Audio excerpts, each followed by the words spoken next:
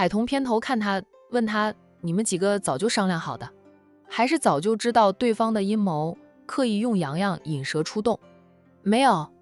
战印赶紧否认，苏家的人只是盯着宁太太的一举一动，察觉到她今天有异常，通知我和东明了。我和东明便加大了保护姐和洋洋的力度。战印解释的道：他们能抢走洋洋，我们一定能把洋洋救回来的，只是我们都低估了姐这个当妈的对孩子的保护力度。姐当时跑得飞快，都把我们家的保镖甩下，就慢了几分钟的时间，姐受伤了。海童低手看着睡着都不安稳的洋洋，红着眼睛说道：洋洋是我姐10月怀胎生下来的，这是她的命，别说她不知道你们有人暗中保护着她，能帮她把洋洋救回来，就算知道，出于母亲的本能，她也会穷追不舍，要把洋洋救回来的。战印自责的道：也是我们保护不力啊。海童腾出一只手抹了一把泪：叶佳妮被利用了，你怎么不跟我姐提个醒？姐知道的，是姐先怀疑到叶佳妮的身上，打电话告诉我的，就因为她怀疑叶佳妮，所以今天她就坚持要跟着那对夫妻俩，就不肯让周红林独自带走洋洋。海童，我姐怎么不跟我说？战印不知道该怎么接话。海玲不说有海玲不说的道理，但他不知道大姨姐不说的原因。苏总那里都有证据了，证据在苏少主那里呢，为什么有证据了也不报警？海童问道。战印默了默后说道：宁太太的那些手下藏身处太散，那抓捕一个就会打草惊蛇。上次动物园事件后，我就跟你和姐说过，让你们把那件事当成意外，过后还是如常生活。但是宁太太肯定还会出手的，我们只需要等待时机，在她发疯的时候，就能集中力量把她和她的手下一网打尽。就算不能一网打尽，也能抓到大部分。海童轻摸着外甥的脸，说到底，你们还是在利用洋洋。战印哑口无言。我现在都不知道当初我帮云初救他命到底是对还是错的。彤彤，这不是你的错，是他们的错。你当初若是看着宁大小姐受到伤害，你不出手的话，你照样会良心不安一辈子的。海童咬着下唇不说话。现在那些人都抓到了吗？战印低声答道：帮忙制造混乱并阻拦我的人的，没有一个跑掉，全都落入了法网，大概有100多人。海童再次看向他，那个疯女人安排了那么多人。是的，他大概是认为人多力量大，绝对能成功的抢走洋洋的吧。海童想起宁云初说的话，他说到云初说过，他会狗急跳墙，撕个鱼死网破。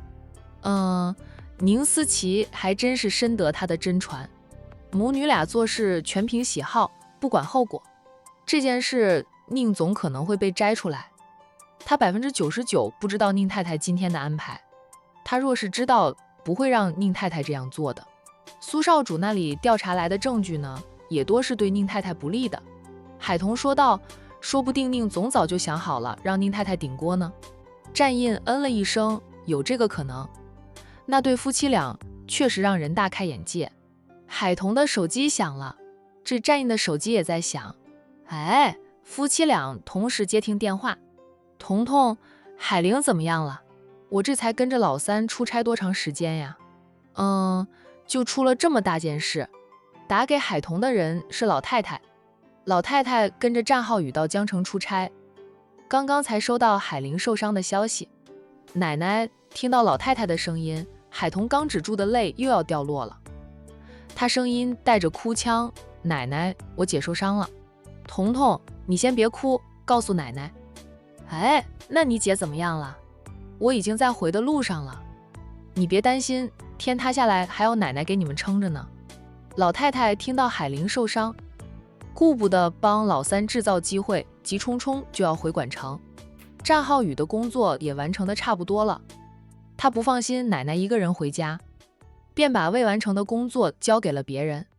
他陪着奶奶一起回管城，医生说暂时脱离了危险，但还要在重症病房住上几天。这几天我姐能挺过来，她才算是真正的没事。在哪家医院？老太太问了句啊。海童告诉了她。老太太说道，这家医院也是极好的，属于3甲医院，放心，你姐会好起来的。要是有什么事，奶奶舔着老脸去求神医过来救你姐。放心哈，别哭了，奶奶就回去了。有奶奶在，啥都不用怕，不用担心。奶奶会看相的，奶奶帮你姐妹俩看过相的。你姐妹俩都是大富大贵的命，是有福之人，就是先苦后甜而已。老太太为了让孙媳妇安心，连看相的话都说出来了。在老太太的安慰之下，海童高悬着的心略略的放下。他也觉得他姐是个有福之人，能长命百岁的。战印接到的则是他母亲打过来的。唐君业在电话里问过海玲的伤势以及洋洋的情况，最后叮嘱战印要照顾好海童。战印低沉地应着，妈，我会的。母子俩结束通话后，海童都还和老太太在说着话。老太太也问着洋洋的情况，知道洋洋没事，他老人家也放心些。妈妈，妈妈，洋洋做噩梦了。海童马上就结束了与老太太的通话，连忙安抚着洋洋。洋洋大声叫喊着妈妈。洋洋，别怕啊，妈妈没事的，小姨在呢。海童不停地轻拍着洋洋的小身子，安抚着他的情绪。洋洋猛地睁开了眼睛，他看着海童，半晌，他似是回过了神魂，坐起身子，一把搂住了海童的脖子，害怕地道：小姨，我梦到了好多血。好多血，妈妈流了好多的血，我好怕。洋洋别怕，妈妈没事的，妈妈明天就会醒过来。坏人打妈妈，坏人不停地踢妈妈，还用刀子刺我妈妈。洋洋诉说的时候，小脸上苍白的像纸，平时清澈明亮的大眼睛，此刻满是惧意，他的小身子都在颤抖。那场景就像铁烙一样烙在了他的脑海里，他只要闭上眼睛睡着了，就会梦到那场景。他好怕。洋洋，战印把洋洋抱了过来。清醒着的洋洋倒是不抗拒战印的怀抱，那他现在最信任的人除了小姨就是姨丈了。洋洋别怕，姨丈已经把坏人打败了，警察叔叔也把坏人都抓走了，医生叔叔把你妈妈救了回来。明天最晚后天，你妈妈就能从里面出来，就会睁开眼睛叫着你洋洋的。洋洋认真地看着战印，问道：姨丈，你说的是真的吗？姨丈什么时候骗过洋洋？是真的啊。战印抱起洋洋朝洗手间走去。洋洋，姨丈带你去洗把脸，也洗洗小手，好吗？洋洋看到自己的手很脏，便点了点头。他带着洋洋进洗手间，清洗干净脸和手，再从洗手间里出来。保镖恰好打包了快餐回来。海童没有胃口吃饭，他先喂洋洋吃，但洋洋也没有胃口。战印再次劝道：彤彤、洋洋，你们要是不吃点东西，怎么撑得住？等到姐醒过来，你们俩都倒下了，那不是让姐担心吗？洋洋，来，姨丈喂你吃饭，吃饱了，就去洗个澡，换身干净的衣服，等你妈妈醒来哦。你穿着现在这身衣服，就万一你妈妈醒来，会把你妈妈吓坏的。洋洋又低头看看自己的衣服，是很脏了，还满是血迹。他很好哄，被战印哄住了，肯吃饭了。海童也逼着自己吃一点东西，用战印的话说，他不吃不喝的话撑不住，姐姐还没有想来，他就倒下了，那样还谈什么照顾姐姐？半个小时后吧，司机开了房车过来。战印让海童带着洋洋去洗澡，换上干净的衣服。等海童走后，战印才打电话给苏南。苏南怎么样了？宁太太被带走调查了，宁总没有。苏南很遗憾的道：宁总今早恰好出差了，不在管城。战印早就猜到是这个结果，其他人都抓到了那个捅了你大姨姐几刀的男人，也进了医院，有警方监视着。那个男人被战家的保镖狠揍了一顿。是受了伤。你大姨姐醒了吗？目前还没有。苏南沉默了一下后说道，好好的安慰一下你家那位，把这件事解释清楚，免得他误会你。我知道，有什么需要我们帮忙的尽管开口。战印道谢。外面的天色呢渐渐暗沉，黑夜来临。陆东明又来了。战印。陆东明走过来，低沉地叫了一声，视线便看向了病房，问道，海玲还没有醒吗？战印摇头。陆东明脸现担忧，良久，他敛回了视线，伸手想从海童怀里抱过洋洋，但洋洋不要他抱。洋洋还扭头趴在海童的肩膀上。陆东明神色黯然，觉得是自己保护不力，连洋洋都怪他了。洋洋被吓坏了，现在就很黏着他小姨。战印解释了一句。陆东明抿抿嘴后说道，没事，我又不怪洋洋。战印呢？我在这里守着海玲。你就带海童和洋洋回去休息一会儿吧。战印想了想，也行。他力劝着海童带着洋洋跟他一起回到房车上休息，下半夜再来守着大姨姐。陆东明在这里，他还是放心的吧。况且他的保镖团也在。海童，你能撑住，洋洋是个孩子，他是撑不住的，你要为洋洋想一想。这是你姐拼命保护的孩子，你要照顾好洋洋，你姐才能安心，才能醒来的。陆东明呢，也跟着劝海童去休息。海童又看着外甥，现在洋洋黏他黏得紧，就为了洋洋，他最终妥协了，先去房车上休息，并调好了闹钟。下半夜他要来守着姐姐。周家，怎么会是佳妮啊？怎么可能？被父母扯回家里的周红林，就一直都在喃喃自语，念叨了几个小时。他不敢相信啊，也不愿意相信，他的佳妮怎么会对洋洋下黑手呢？那他和海玲离婚的全程，叶佳妮都看着的。当初还是他劝他放弃洋洋的抚养权，他也听了他的话。虽说母亲和姐姐总是念叨着叫他和叶佳妮离婚，与海玲复婚，可他没有那样做呀。他不还是决定和佳妮办婚礼吗？他们还说好了婚礼过后就去度蜜月的，度蜜月的地方都选好了，连酒店都订好了。那在这个时候，叶佳妮不应该对洋洋下手呀。那况且呢，那么大阵仗的事，叶佳妮哪能制造出来啊？那一巴掌狠狠地呼过来，拍在了周红林的手臂上。那周母被儿子的反应气得半死，事实都摆在眼前了，你还替那个毒妇说话啊？你就不会用脑子想一想的吗？你们俩要让洋洋当花童，洋洋的礼服，你给他买一套新的不就行了？就非要去海玲那里带着洋洋一起去，这就是有问题的。你个傻瓜，蠢货，你都不会用脑子想一想的。那个毒妇最不喜欢我们去看洋洋，不喜欢我们与海玲母子俩过多来往。近段时间来，为什么会支持甚至鼓励你去亲近洋洋？我们都被他骗了，我还以为是他还没有自己的孩子，觉得自己不会生了，才会任由我们去看望洋洋的，却不知道他打的这种毒主意。怪不得他让你带着洋洋去动物园玩，怪不得我叫上你姐的时候，他的脸黑得像炭，是他就是他。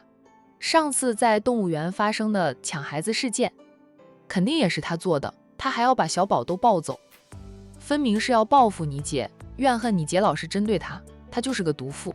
那周母把叶佳妮骂得狗血淋头的。红林，你跟他离婚，马上跟他离婚，哪怕你离婚后娶不到老婆了，我也要你和他离婚，我们周家不能要那种毒妇。周红林说道，妈，这件事还没有定论呢，警察也只是说带佳妮回去调查，佳妮哪有那么大的本事做下这件事？我当时也是追着跑的，我看到了，有很多人冒出来拦着我和海玲的，就算是花钱请那么多人帮忙，也要花好大一笔钱。佳妮没有那么多钱的。周母一巴掌又呼过来，她当时是什么反应？你没看见？你的意思是说警察同志冤枉她了？没有证据，警察同志会带走他，怎么不见警察同志带走我？周红林顿时哑口无言。咚咚，敲门声响起。周父去开门，门一开，周红英就撞进来，紧张地问道：“爸，海玲怎么样了？洋洋没事吧？我接到你们的电话，我就马上赶过来了。”周父答道：“洋洋没事，就是被吓得很厉害，现在只肯跟着他小姨海玲，还在重症病房里住着。医生说他能挺过这几天就没事了。挺不过来啊？呸，他能挺过来的。他是好人，好人自有天佑。对，海玲是个好人，他一定会没事的，没事的。”周红英自从海童救回他的小儿子后，对海玲姐妹俩都很好了。她现在是真心盼着海玲能好起来。到弟弟后，周红英又扑过去捶打了弟弟几拳，骂道：“周红林，你就是不听我们的话，你娶了个什么样的毒妇回来，把我们家闹得鸡犬不宁，还想害洋洋。上次在动物园的事，他还要让拐子佬抱走我家小宝，他够毒呀！我是针对他了，他恨我怨我，我都接受。他冲着我来，我没有半句不字的，但他居然冲着无辜的质子去，好毒的心啊！我以为我够坏的了，他比我还坏。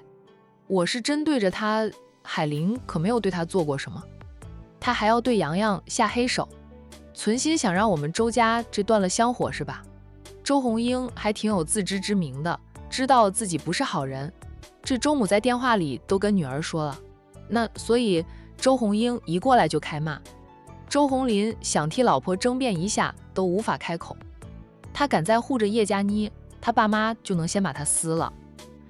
再者，他也是经历了儿子被抢的惊心动魄的过程，他现在就无法再替叶佳妮争辩了。用父母的话说，如果这件事和叶佳妮无关，警方也不会带走叶佳妮，现在都不让叶佳妮回来。还有叶佳妮被带走时的反应，他那面如死灰的反应更是坐实了他是知情人。妈，海玲在哪家医院？不行，我得去她。周红英骂完了弟弟和叶佳妮后，就问着母亲，她想去海玲，同时她又后悔的道：“是我的错呀，我当初要是没有嘴多胡说道，也不会有今天，就不会有那个毒妇什么事了。”周母说道：“就算我们对海玲很好，你弟心花花的也会和那个毒妇在一起。我都劝他不要离婚，他非要离婚，也提醒过他那个毒妇不适合过日子，他也不听我的。海玲现在重症病房里，你去了也见不到她。”周母说道。周红英扭身就走，对丈夫说道：“老公，送我去医院一趟，见不见得到是一回事，我去了代表我的态度。上次要不是海童姐妹俩，我的小宝就被毒妇拐走卖掉了。那现在周红英开口闭口都在骂着叶佳妮毒妇，我也跟着你去。”周母一颗心悬得老高的，在家里也睡不着，就跟着女儿一起去了医院。此刻在医院里守着海玲的人是陆东明和战家的几名保镖。海童夫妻俩呢，暂时在房车上休息。陆东明不能进入病房，他就站在病房门口，透过那小小的玻璃窗，着躺在病床上一动也不动的海玲。他的一颗心扭成了麻花样，如同被千刀万剐了一样痛。海玲，陆东明轻喃着：“你要快点醒过来，快点好起来，我保证以后都不会让你和洋洋受伤了。”海玲，我是现在才发现，原来我很害怕失去你，我是喜欢洋洋，但我也喜欢你，你要好起来。我还没有跟你说这些心里话呢。陆东明是真的不知道自己那样在乎海玲，他总以为自己喜欢的是洋洋，对海玲好也是冲着洋洋的面子。就知道海玲被坏人捅了几刀后，陆东明当时觉得心如刀绞，痛得难以用词语来形容。他在迟钝，就也明白过来，他原来早就喜欢上海玲了。那为什么会喜欢海玲？他也不知道。怪不得好们呢，总是把他和海玲成一对儿，那是旁观者清呀。他面对优秀的余音时都没有心动，反而想着逃避，不是于茵茵不够好，是他在不知不觉间就对海玲动了心思。周红英夫妻以及周母来到医院的时候，就是到陆东明守在病房外面的画面。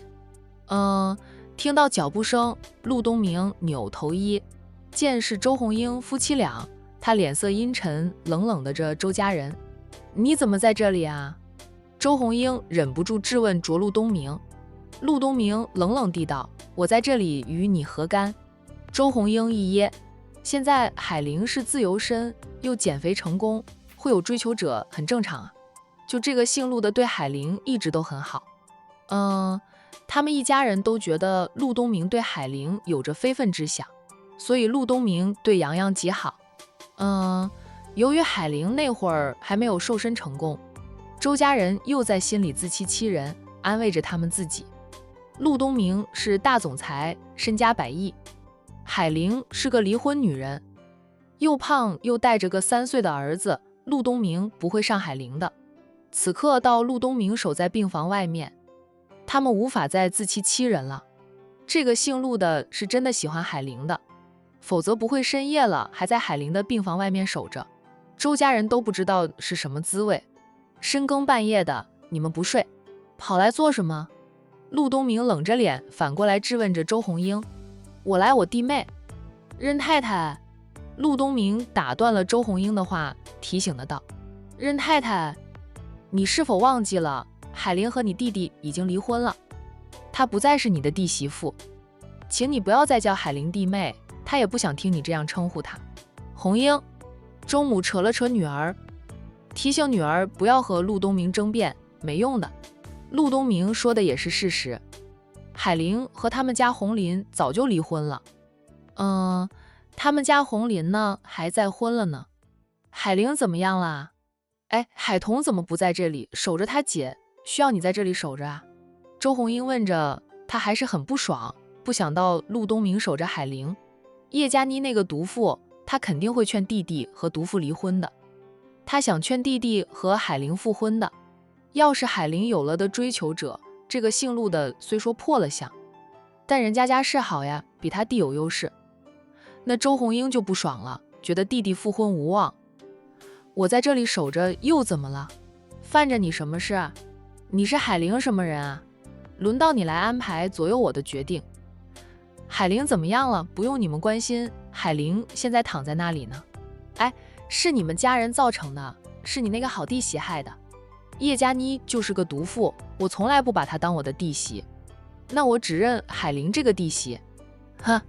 陆东明讽刺的道：任太太是否忘记了你们当初对海玲做过什么事儿啊？海玲需要休息，这里不欢迎你们周家人，请你们马上离开。陆东明示意战家保镖把周红英母女俩连同任辉一起赶走。周家人是他见过就最奇葩极品的人了。周红英没有看到海玲，陆东明站在门口挡着，他连进前的机会都没有。战家保镖赶他，那周母也拉着女儿离开。周母总是觉得没脸见海玲了。用陆东明的话说，海玲现在躺在那里都是被他们周家人害的，要不是红林带走洋洋，要不是叶佳妮心毒，就不会发生这样的事。那周家人离开后，陆东明再次隔着窗看着病房里面的海玲。海玲，你放心，他们再敢欺负你纠缠你，我帮你教训他们，你也要坚持住，千万别被他们的甜言蜜语骗了。他们现在一心想让你和姓周的复婚，不过是看到你能赚钱了，看到你妹妹嫁入了豪门，想要点好处而已。陆东明对着海玲说了很多很多话。原本和战印夫妻俩说好各守半夜的，但他一直不离开，守到下半夜。战印一开始又想让爱妻好好的休息，偷偷的把海童的闹钟关掉了。陆东明睁眼到天明，一夜间他整个人都憔悴了。海玲，天要亮了，你说今天会有太阳吗？往常这个时候你在你的早餐店忙碌了，我很喜欢吃你做的早餐，也喜欢看着你自信忙碌的身影。海玲，你要快点醒来，不要睡了，我们都很担心你，很担心你。海玲，你听得到我说的话吗？现在听不到没事呀，等你醒来吧。你想听我说什么话，我都会说给你听的。海玲现在听不到陆东明说的话，她还在一片黑暗之中，找不到光明。她很着急，很想挣脱黑暗，她要救她的孩子。忽然有一盏微弱的灯光出现在她的面前，她马上就跟着那盏灯光走。阿玲，阿玲。海玲听到了记忆深处那熟悉的叫喊声，是爸爸妈妈的声音。她停下来，转身一看，还真的看到了去世16年的父母。爸妈。海玲看到父母时，她激动不已，马上就奔向了父母。爸妈，你们回来了，你们回来了，你们终于回来了，我和彤彤好想你们呀。海玲像个孩子似的扎入母亲的怀里，哭泣着。阿玲，你怎么在这里？这不是你该来的地方，你快回去吧。母亲拥着她，说话的声音很温柔。可是母亲的话对海玲来说呢，却是最残忍的。她好不容易看到了父母，母亲却要她走。她不想走，她想和父母在一起。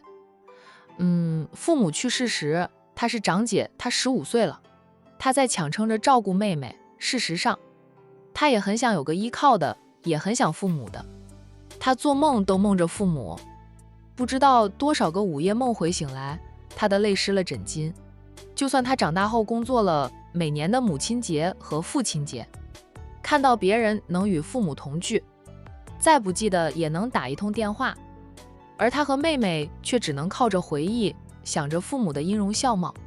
有一次，她在办公室里偷偷的哭，被同事发现了，同事吓了一跳，问她怎么了，她说她想爸妈了。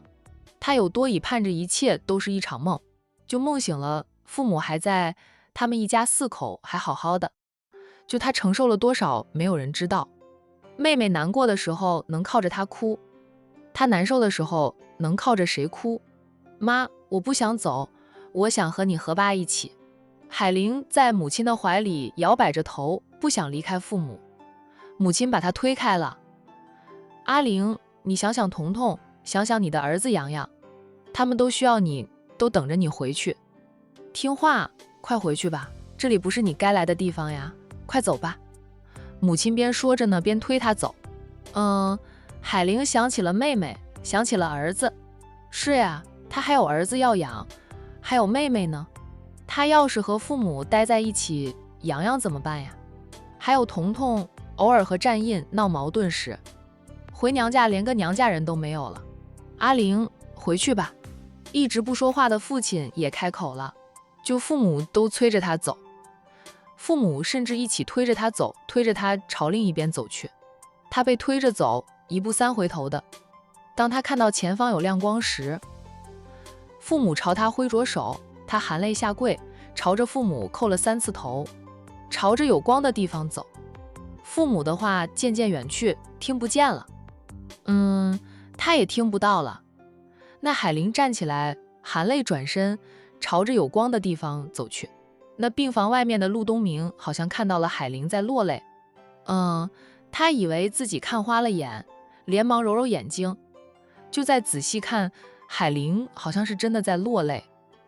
阿七，阿七，你快来帮我看看，海玲是不是在掉泪啊？陆东明怕自己看错了，还叫阿七帮忙看。那阿七走过来，陆东明让开了位置，让阿七看着。阿七也是揉了几下眼睛在看后，说道：陆总，海小姐好像是真的在掉泪，她可能要醒来了，快叫医生。说着，阿七跑去叫医生了。那其他保镖呢，则是马上通知了战印夫妻俩。在房车上休息的海童其实睡得不好，洋洋倒是睡着了，但依旧睡得不安稳，时不时会惊醒，然后大哭。接到保镖的电话后，洋洋恰好又惊醒，在大哭。彤彤姐可能要醒了，东明说看到她在掉泪。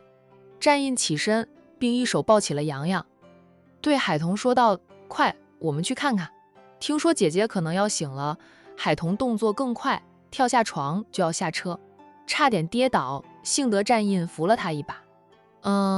夫妻俩回到重症病房外面的时候，海玲呢恰好被推出重症病房，就她还睁开了眼睛。姐，妈妈。海童看到姐姐真的醒了，惊喜的直掉泪。洋洋叠声叫着妈妈。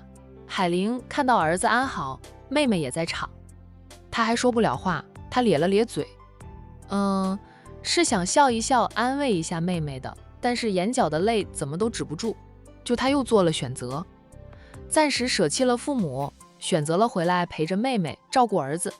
医生，我姐怎么样了？战印问着医生。病人已经清醒，脱离了危险，不用再待在重症病房了。众人悬着的一颗心终于可以放下来了。那海玲被转入了普通病房，战印给大姨姐办的是 VIP 病房，安静，适合大姨姐养伤。那海玲虽然醒了，但她身体还是很虚弱。那被推回到病房后，很快又沉沉的睡去。海童抱着洋洋坐在床前守着姐姐，时不时他还会用手轻轻地摸摸姐姐的鼻端，确定姐姐的呼吸正常，他才放心。天色大亮后，战印才通知了商太太他们，告诉大家海玲脱离了危险，曾短暂的醒过来。老太太他们也是天亮后才来的医院。昨晚老太太回到管城后，太晚了，小贝啊不肯再让他老人家来医院了，就老人家只能忍到天亮了，就匆匆的赶来。奶奶看到老太太来了，海童抱着洋洋站起来，叫了老太太一声。老太太嗯着，她先去看海玲，见海玲还在昏睡，脸色苍白，一脸的心疼，心疼死我了。这么多人都没有保护好一个女人和一个孩子，那战印和陆东明都不敢吭声，他们的确是保护不力。医生怎么说的？老太太问着海童。医生说我姐脱离了生命危险，天刚蒙蒙亮那会儿就从重症病房出来了。我姐醒来过，现在又睡了。老太太嗯着，没事就好，没事就好。奶奶担心的也是一夜睡不好，没事的。彤彤，你也别太担心，奶奶说过你们姐妹俩都是有大福气的人，你姐很快就会好起来的。她老人家又去抱洋洋，洋洋被吓坏后只肯要海童夫妻俩抱，不过老太太要抱他的时候，那他还是伸出了双手让老太太抱他。洋洋被吓坏了，昨晚老是惊醒大哭，肯定会被吓到的。我等会儿去找大师帮洋洋叫魂，我们再好好的陪着他，慢慢的开导他，他就会恢复如常的。孩子被吓坏，找人叫魂这种事，老太太是很信的。他老人家以前没少做这样的事情吧？海童也信这个，老太太这样说了，他向老太太道谢，一家人说什么谢。奶奶也心疼洋洋，好在那些坏人都抓到了。以后不会再发生这样的事情吧？老人家还是瞪了孙子两眼，这战印都不敢说话。当老太太看到陆东明时，他老人家吓了一跳。东明，你也受伤了吗？你的脸色很差。老太太关心地问道。那大家都看向陆东明。陆东明摸了摸自己的脸，问道：我的脸色很差吗？战奶奶，我没受伤呀，我好得很，我也不觉得我哪里不舒服呀，他就是守了海玲一夜而已。难看，你的脸色非常的难看，整个人也更难看了，太憔悴。那陆东明不说话了。大家看过了海玲后，老太太让儿媳们先回家，别在这里吵着海玲。战印夫妻俩的黑眼圈也严重。那知道海玲脱离了危险后，商家人以及沈家人都来看过海玲。商太太在医院里待着，直到海玲第二次清醒过来，她才真正的放下悬着的一颗心。战家保镖给大家买了早餐。那用过早餐后呢，战印对陆东明说道：东明，你先回去休息吧，昨晚说好的一人守半宿的，你却自己守了一宿。我没事，我不困也不累，我再等等。陆东明看着被亲朋好友围着的海玲，海玲第二次清醒过来，说话说的也虚弱，不过精神比第一次醒来时好了一点。他压根没有留意到人群外面的陆东明，就陆东明痴痴地看着他，就算他看不到他也没事。他高，他能在人群外面看到他，看到他醒过来，他就开心，一点儿也不觉得累。那陆东明的手机在这个时候响了起来，他怕吵到海玲，出了病房才接听电话，是母亲打过来的。东明，陆太太在电话里直接问道：“你是不是在医院？”昨天的事引起了很大的轰动，因为警方抓到了很多人啊。就不少人都在说，昨天管城的警察姑都出动了，才会抓到那么多人的。